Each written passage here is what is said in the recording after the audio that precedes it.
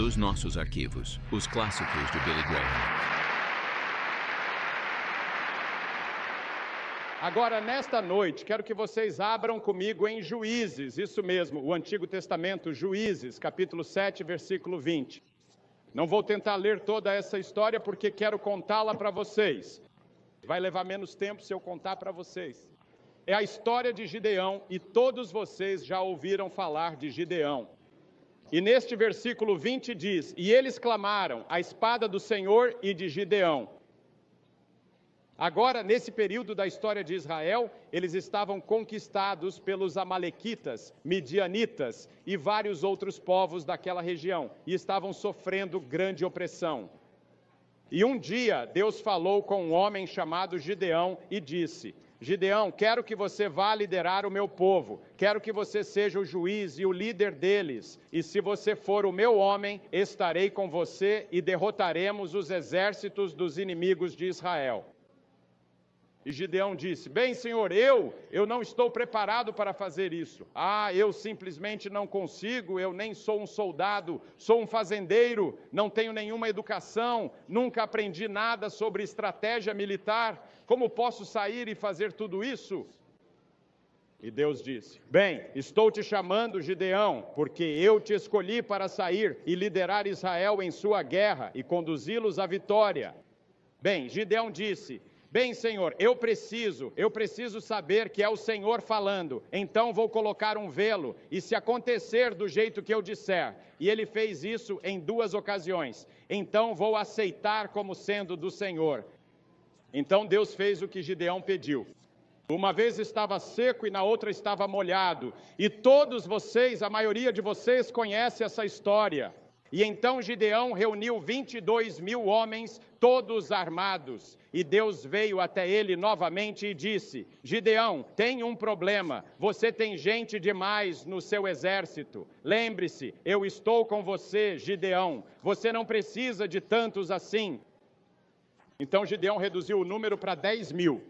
Deus disse: bem, ainda são muitos. Isso me faz lembrar de Lenin, que foi um dos fundadores do comunismo moderno. Ele entrava em uma reunião e havia 600 pessoas, então ele saía irritado. Ele dizia: você não pode conquistar o mundo com 600, isso é gente demais.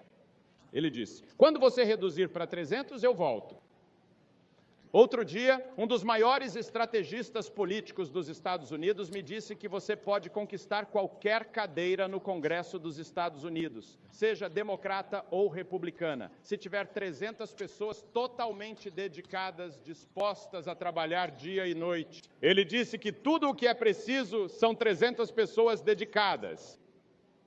Republicano, democrata, não importa quem você seja. Se você tiver 300 pessoas que vão dar tudo de si, você pode conquistar uma cadeira no Congresso, foi o que ele disse. Nunca tentei, mas foi isso que esse homem me disse.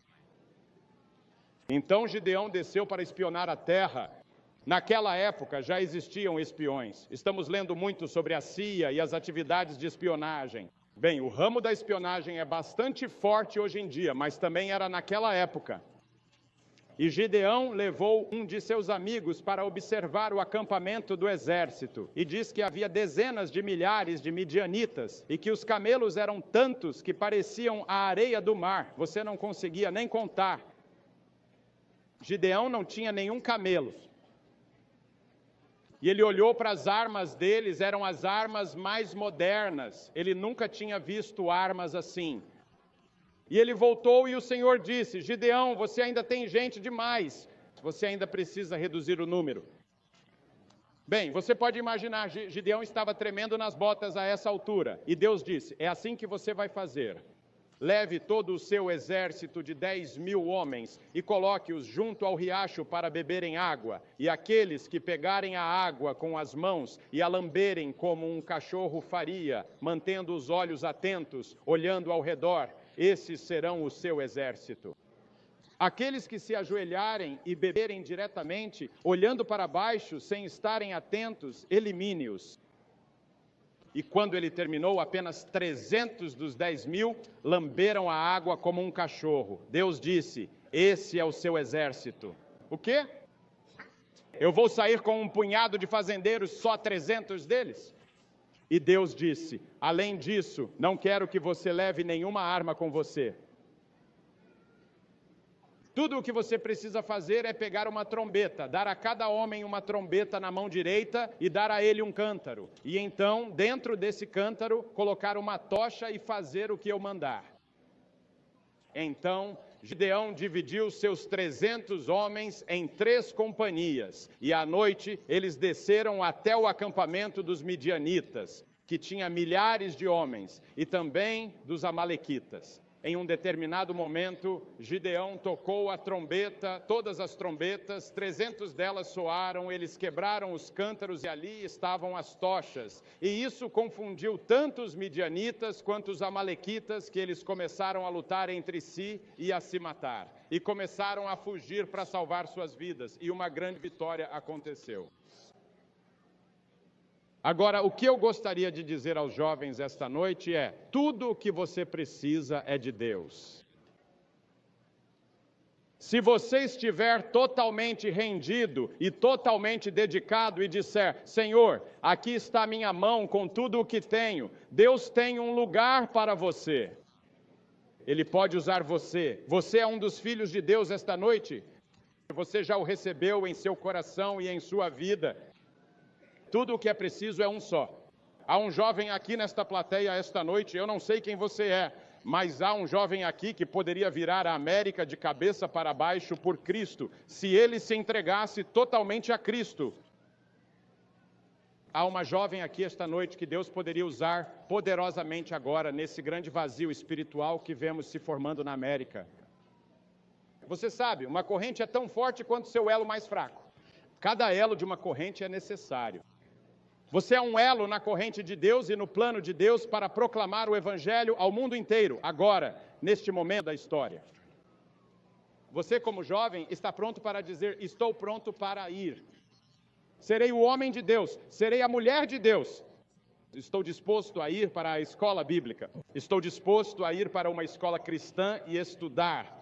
Estou disposto a me preparar. Estou disposto a estudar as Escrituras para ser o homem de Deus. Olhe para as pessoas que ficaram sozinhas. Veja Noé. Durante 120 anos, ele construiu aquela arca e, pelo que sabemos, nenhuma pessoa acreditou nele. Nem sabemos se sua família acreditava nele, embora tenham sido salvos. Deus veio a Noé e disse: Noé, vai chover por 40 dias e 40 noites. Haverá um dilúvio gigantesco e vou exterminar toda a raça humana e começar tudo de novo. Mas porque você viveu uma vida santa, porque você é um homem justo, um homem bom e acredita em mim, eu não posso destruí-lo. E ele diz: quero que você construa um navio com 137 metros de comprimento, 23 metros de largura e 14 metros de altura. Noé disse: você quer dizer construir um navio aqui no meio do deserto? As pessoas vão dizer que eu sou louco. Noé não discutiu com Deus, ele não disse isso. A Bíblia diz que Noé ficou apavorado, assim como você ficaria se Deus de repente aparecesse e dissesse: quero que você faça tal e tal coisa, algo muito além da sua capacidade. E parecia absolutamente louco e ridículo. Era assim que Noé se sentia, mas ele foi trabalhar. E por 120 anos ele pregou o arrependimento. Ele avisou as pessoas: um dilúvio está vindo, um dilúvio está vindo, o juízo está chegando, arrependam-se. Voltem-se para Deus enquanto ainda podem. E ele continuou construindo aquela arca, e as pessoas achavam que ele era louco. Se naquela época existissem psiquiatras, tenho certeza de que teriam colocado uma dúzia em cima dele. E no último dia, ele ficou na porta da arca e disse: entrem, entrem e sejam salvos. Vai começar a chover. O céu estava limpo. Até aquele momento acreditamos que nunca tinha chovido na terra. Mas alguém gritou e disse: há uma nuvem. E a nuvem cresceu, ficou negra. Relâmpagos cortaram o céu, trovões rugiram, o vento soprou e a chuva caiu. E as pessoas bateram na porta da arca e disseram: Noé, deixe-nos entrar, deixe-nos entrar, deixe-nos entrar. Mas já era tarde demais, porque a Bíblia diz algo interessante. Diz que foi Deus quem fechou a porta.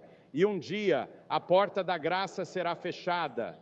Um dia será tarde demais para você vir a Cristo. Por isso é importante vir agora, neste tempo de graça, nesta era em que Deus da cruz está dizendo: eu amo você.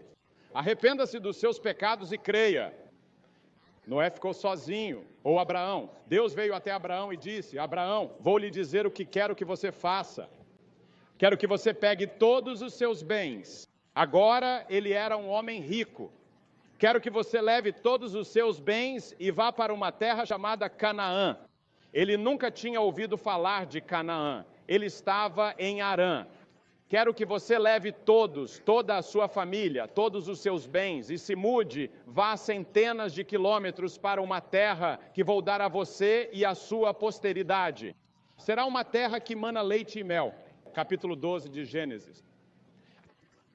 E a Bíblia diz que Abraão, um homem de fé, foi sozinho. Deixou tudo o que já conhecia só porque Deus lhe disse. E Deus o usou para fundar as nações mais poderosas do mundo. Moisés estava lá no fundo do deserto e tinha 80 anos. Sabe, quando você tem 80 anos, você acha que está se saindo bem. Agora, esta senhora aqui, esta noite, ela era uma criança aos 80 anos. Mas introduzimos há pouco 106 anos de idade, como Moisés. Mas aos 80 anos de idade, você não pensa exatamente em um homem liderando uma nação. Mas Deus veio até ele um dia, lá no fundo do deserto de Midian, e disse: e Moisés viu uma sarça ardendo, e foi até lá para investigar, e da sarça falou o Senhor. E ele disse: eu sou o Senhor Deus, e Moisés, quero que você vá e lidere o povo de Israel para fora do Egito. Eles já foram escravos lá por tempo demais. Moisés disse: eu não posso, eu nem sei falar direito, tenho 80 anos. Deus disse: Moisés, fui eu quem te escolheu, eu estarei com você. Então Moisés foi e, através de uma série de circunstâncias, ele liderou os filhos de Israel para fora do Egito e se tornou o maior homem do Antigo Testamento. Deus mais um. Um homem crendo em Deus, um homem confiando em Deus, um homem assumindo a responsabilidade que Deus colocou sobre seus ombros. Sansão. Você pensa em Sansão como alguém grande e forte. Ele não era necessariamente grande e forte. Sansão foi certamente o homem mais forte que já existiu. Mas ele não era necessariamente, ele não parecia forte. Tudo o que ele tinha era cabelo comprido, mas esse cabelo comprido era o símbolo da unção e da bênção de Deus sobre ele. E Deus estava com Sansão, e Sansão podia sair e matar milhares de pessoas com a queixada de um jumento. Ele chegou a derrotar 3.000 inimigos e matou todos em um só dia, com as próprias mãos. Ele podia pegar um leão e rasgar suas mandíbulas. Ele podia pegar um urso e despedaçá-lo. Enquanto ele fosse fiel e verdadeiro a Deus, porque Deus estava com ele. Você diz: Billy, você acredita nessas histórias? Eu acredito em cada uma delas. E você? Uma pessoa comprometida com Jesus Cristo é importante aos olhos de Deus. Essa é a razão da cruz. Encontramos o Senhor Jesus Cristo morrendo naquela cruz pelos seus pecados. E toda vez que você vê uma cruz, isso deve te lembrar do que você significa para Deus. Jesus não morreu apenas por todos, ele morreu por cada um. Quero que você entenda isso novamente. Ele não morreu apenas por isso, por toda essa grande multidão aqui no Novo México e por todo o público assistindo pela televisão. Ele morreu por cada um de vocês, como se você fosse a única pessoa por quem ele estava morrendo. Ele provou a morte, como diz a Escritura em Hebreus 2, ele provou a morte por cada homem. Ele morreu em seu lugar só por você, e ele tinha a capacidade de chamar você pelo nome. E eu acredito profundamente que naquela cruz sagrada, ele estava olhando para baixo, contemplando o futuro, 2000 anos à frente, e estava dizendo com uma voz cheia de amor e propósito: Billy Graham, Andrew Crouch, Beverly Shee, Cliff Bowers, e você e eu, cada um de vocês, são importantes para mim.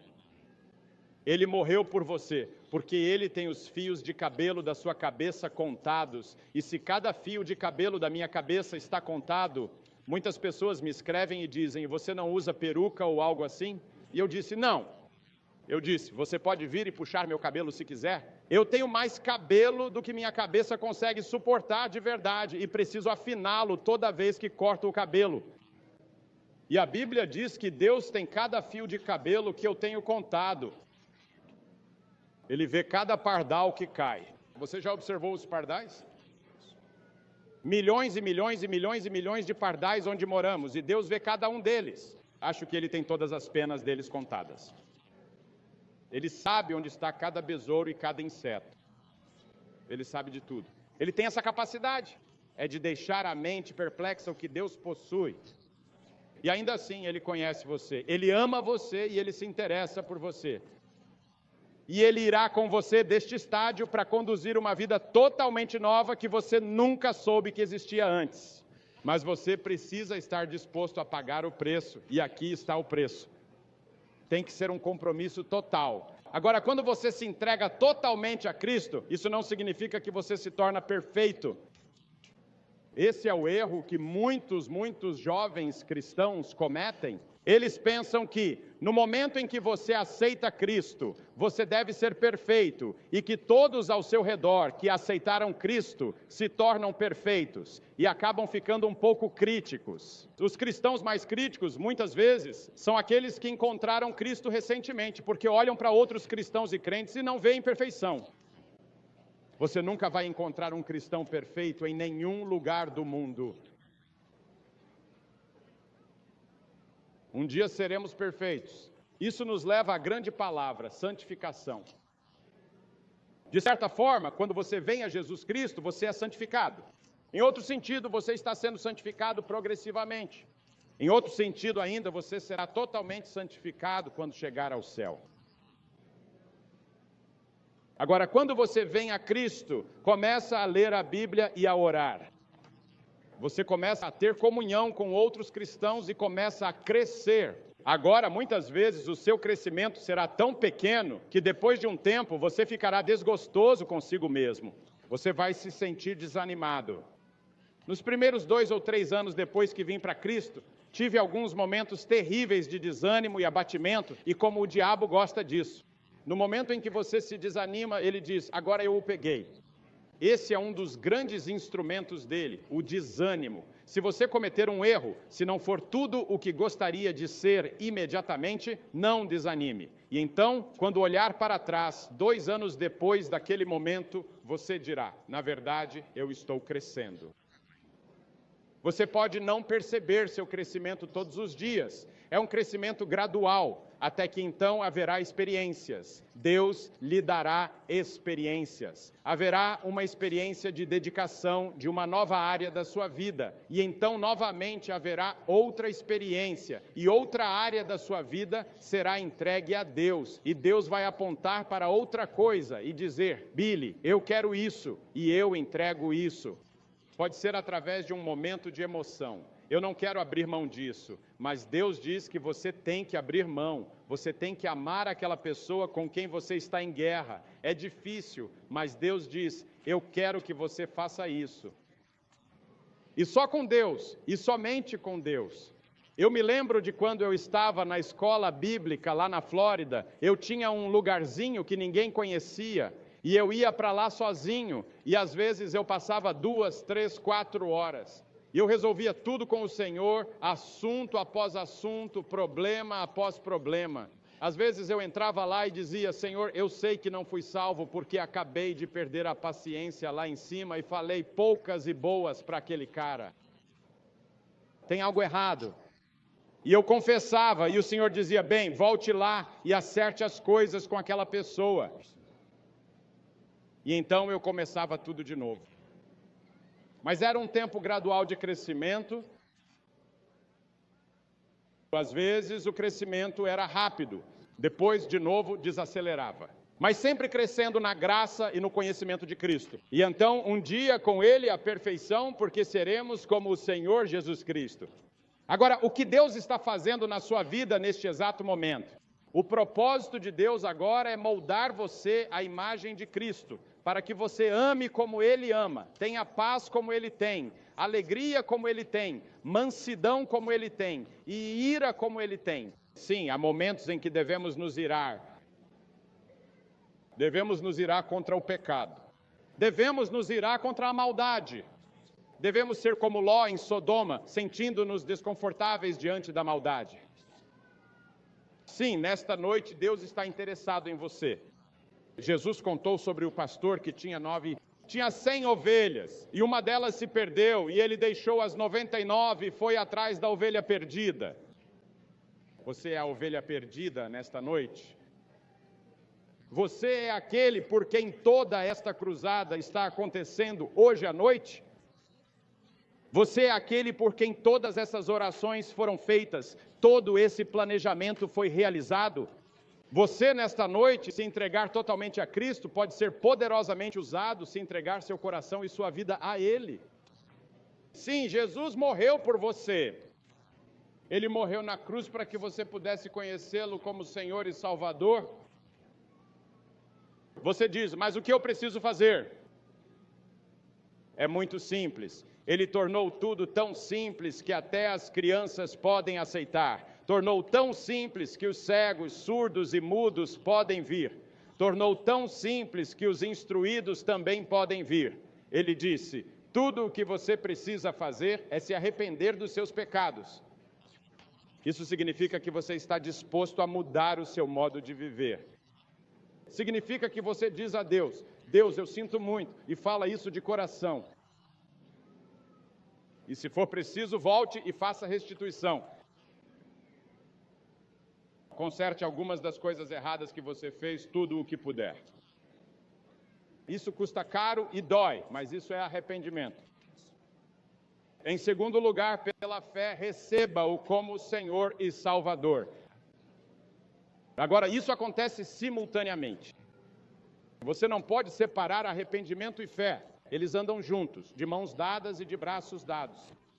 Fé significa que você coloca todo o seu peso em Cristo e confia nele como seu Senhor, Mestre e Salvador. E você não está confiando em si mesmo, nem em mais ninguém para te salvar. E esse é outro erro que os jovens cometem, eu acho, muitas vezes. Depender do convívio com outros jovens para o seu crescimento cristão, em vez de buscarem a palavra de Deus por si mesmos e orarem por si mesmos. Veja, você nunca deve depender de outra pessoa para a sua vida espiritual. Você depende totalmente do seu próprio relacionamento pessoal com o Senhor Jesus Cristo. Um velho evangelista me escreveu, percebi que toda a alegria e felicidade da minha vida vinham das grandes reuniões. Quando estas acabavam, eu perdia minha alegria e felicidade. Você consegue imaginar isso? Ele havia negligenciado sua vida devocional. Ele havia deixado de lado seu relacionamento pessoal com Deus. Tanto que, quando sua saúde piorou e as reuniões diminuíram, sua alegria se foi. Porque sua alegria estava nas grandes multidões e em toda a comunhão que ele tinha com outros cristãos. Não coloque sua alegria nisso. Coloque-a em Cristo. Deus e somente Deus. Apenas você e Deus esta noite. Eu vou pedir que você o receba. Receba Cristo em seu coração. Faça dele o seu Salvador e faça dele o seu Senhor. E vou fazer algo que vimos milhares de pessoas fazerem esta semana. Vou pedir que você se levante do seu assento agora. Centenas de vocês e venham ficar aqui na frente deste palco e digam, ao vir aqui, eu recebo Cristo em meu coração. Eu quero que Ele seja o Senhor da minha vida. Eu quero que Ele tenha tudo de mim. Estou entregando a Ele tudo o que tenho. Vou fazer como Robert Moffat. Vou simplesmente me colocar no prato de ofertas e entregar tudo a Ele. Você fará isso esta noite? Centenas de vocês? Se quiser, venha e fique aqui na frente do palco. Depois que todos vierem e estiverem de pé, farei uma oração com vocês, compartilharei escrituras. Vamos dar-lhes materiais. Um conselheiro vai conversar com você. depois pode voltar e se juntar aos amigos. Se estiver com amigos e parentes, eles vão esperar. Apenas levante-se e venha. Se você veio de ônibus, eles vão esperar por você. Por favor, ninguém saia do estádio. Apenas levante-se e venha agora mesmo e fique aqui e diga: ao vir, eu recebo Cristo como meu Senhor, meu Mestre e meu Salvador. Você pode ser membro da igreja, pode ser católico ou protestante. Eu não sei quem você é, o que você é. Você pode não ser membro de nenhuma igreja, mas seja quem for, levante-se e venha, porque você precisa de Cristo. Você quer o perdão dele, você quer a vida dele. Venha. Amém. Que assim seja, que se cumpra a vontade divina e que todas as nossas orações e desejos sejam atendidos conforme a sua graça e sabedoria. Amém.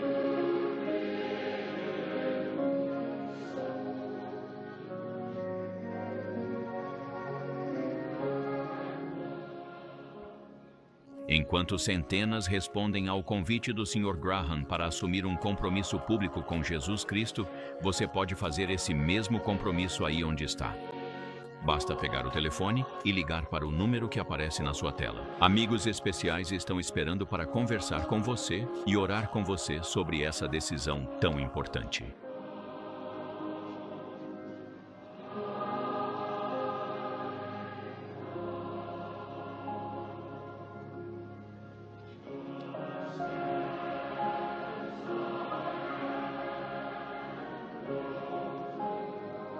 Vocês que estão assistindo pela televisão agora podem ver que centenas de pessoas estão vindo assumir seu compromisso com Jesus Cristo aqui em Albuquerque, Novo México, no estádio da universidade. Você pode assumir seu compromisso aí mesmo, agora. Basta receber Cristo em seu coração. Ele entrará e você terá Cristo com você para sempre.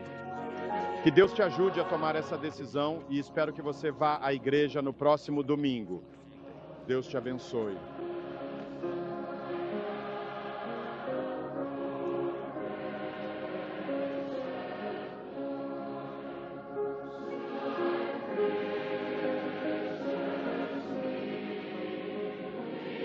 Se você acabou de fazer essa oração, com meu pai, ou se você tem alguma dúvida sobre um relacionamento com Jesus Cristo, por que você não liga para o número que está na tela? Haverá alguém lá para conversar com você, orar com você e responder a essas perguntas. E lembre-se, Deus te ama. Se você gostaria de entregar sua vida a Jesus Cristo, por favor, ligue para nós agora mesmo, gratuitamente, no 1-800-380-6804. Esse número é 1-800-380-6804. Ou você pode nos escrever para Billy Graham, Billy Graham Parkway, Departamento C, Charlotte, Carolina do Norte, 28201. Ou você pode entrar em contato conosco pela internet 24 horas por dia, 7 dias por semana, em billygrahamtv.org. Enviaremos a você os mesmos materiais de apoio que oferecemos a todos que respondem ao convite. Em nome de Franklin Graham e da Associação Evangelística Billy Graham, obrigado por assistir e obrigado por suas orações.